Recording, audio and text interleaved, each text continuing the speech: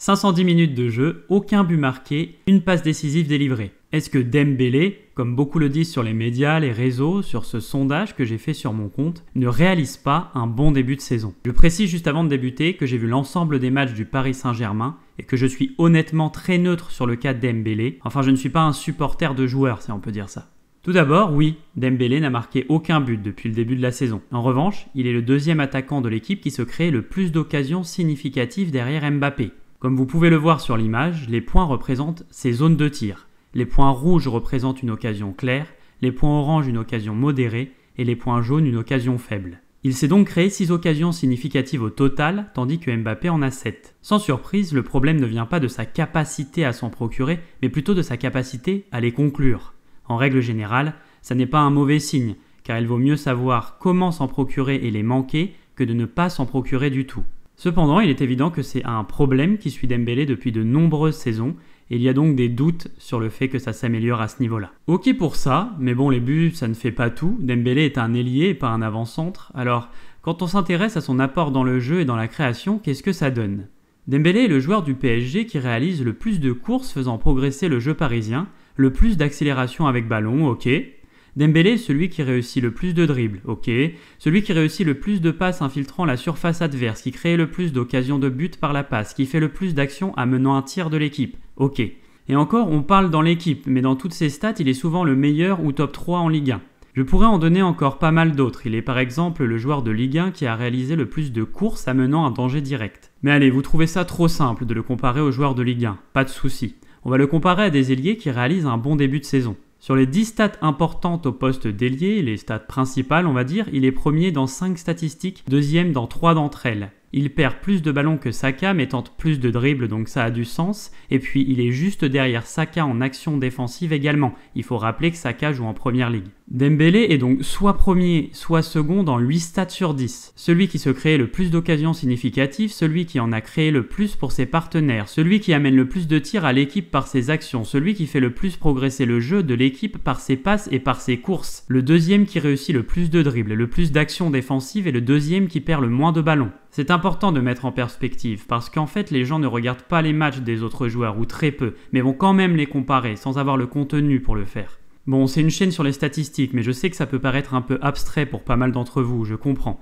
Donc je vous ai sélectionné des situations dangereuses à mener par Dembélé depuis le début de la saison. On a celle-ci en début de saison pour Vitinha où Dembélé lui fait une passe collée le long de la ligne qui amène Vitinha à cette occasion de but. Celle-ci pour Gonçalo Ramos, je crois, un centre. Celle-ci pour Kylian Mbappé face à Lens. Celle-ci pour Warren Zaïre-Emery. Alors, certes, Zaïre-Emery la contrôle en plus dos au but, mais factuellement, c'est une situation plutôt dangereuse. Voilà, il y a pas mal de Parisiens proches du but en soi et Zaïre-Emery choisit la frappe, il me semble. On a celle-ci, effectivement, qui n'est pas comptée comme une passe décisive face à Lyon, mais en fait, c'est cette passe-là qui amène le but de Hakimi. Elle est repoussée par le gardien, arrive dans le pied d'Hakimi, ça fait but. Dans les grandes lignes, c'est une passe décisive au final. On a celle-ci face à Dortmund pour Kolo Muani, celle-ci face à Dortmund pour Gonçalo Ramos. On a celle-là qui termine au fond des filets face à Marseille. On a celle-là face à Marseille également pour Kolo Muani. Cette passe en retrait pour Mbappé face à Clermont, où voilà, Mbappé...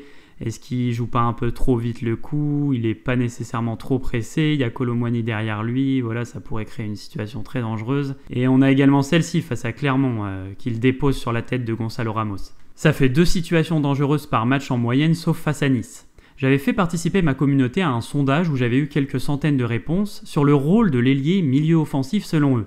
De classer dans l'ordre d'importance, marquer des buts, créer du danger, faire progresser le ballon et apporter défensivement. Les résultats étaient sans appel, le plus important de loin était de créer du danger, ensuite de faire progresser le jeu et ensuite, mais en infime partie, marquer des buts.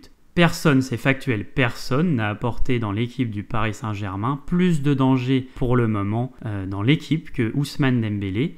Et même loin de là, j'ai presque envie de dire vraiment. J'ai pu lire qu'il perdait beaucoup trop de ballons, on a pu voir qu'il n'en perd pas énormément par rapport aux joueurs à son poste, moins que Sané, moins que Léao par exemple. Et puis on lit également qu'il est bête, qu'il a 0 QI foot. Bon, je sais pas trop quoi en dire, est-ce qu'il faut vraiment commenter ça? Si 0 QI foot amène autant de danger, ça reste pas mal selon moi. Il y a un écart entre ce que les gens définissent comme le plus important, comme on a vu pour mon sondage, et ce qu'ils prennent vraiment en compte. Au-delà de ça, ma vidéo, comme je vous l'ai dit, n'est pas une vidéo de gars qui veut absolument défendre un joueur. En soi, ça m'est égal que Dembélé soit bon ou non, mais vraiment. C'est surtout une vidéo par rapport à ce truc qu'ont peut-être créé Messi et Ronaldo, de ne se fixer que sur les buts pour des ailiers, tout le temps, voilà, au-delà même des passes décisives qui dépendent finalement de la finition du coéquipier et pas du passeur. Et on a vu que Dembélé avait délivré pas mal de caviar. À l'époque, on n'attendait pas autant de buts des ailiers et leur rôle était de créer du danger pour déstabiliser le bloc, pour mettre l'avant-centre dans de bonnes conditions. Bien sûr, c'est très frustrant de voir un joueur manquer ses occasions claires, hein, ça j'en suis tout à fait conscient. En revanche, il apporte énormément ailleurs. Ça ne signifie pas que Dembélé ne va pas au final rater sa saison ou que l'équipe ne jouera pas mieux sans lui. Ça peut très bien arriver. C'est une vidéo réalisée à un instant T le 3 octobre 2023 et qui porte plus sur la façon dont on juge les ailiers que sur Dembélé en lui-même. Il en est juste le parfait exemple. Voilà l'équipe, j'espère avoir pu vous éclairer, apporter plus d'éléments de débat, peut-être vous avoir fait voir les choses sous un autre angle. En tout cas, n'hésitez pas à me donner votre avis en commentaire et à donner de la force si vous avez apprécié. Un petit like, un abonnement, ça fait toujours plaisir. À bientôt.